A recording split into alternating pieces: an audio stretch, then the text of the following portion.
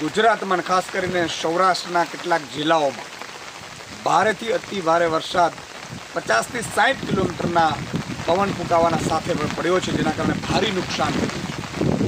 દ્વારકા જિલ્લાના વિસ્તારમાં આપ જોઈ શકો છો જે રીતે અત્યારે એક એવો ખેતર નહીં કે જ્યાં પાણી ન ભરાયા, વૃક્ષો પડી ગયા છે, થાંભલાઓ પડી ગયા છે, વીજ પુરવઠો ખોરવાઈ ગયો છે.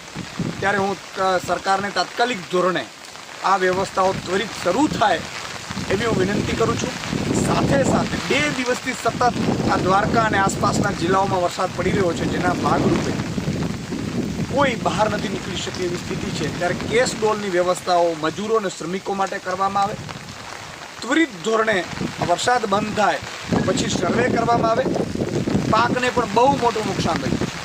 બાગાયત પાક હોય, વૃક્ષો પડી ગયા છે, મગફળી, કપાસ સહિતનો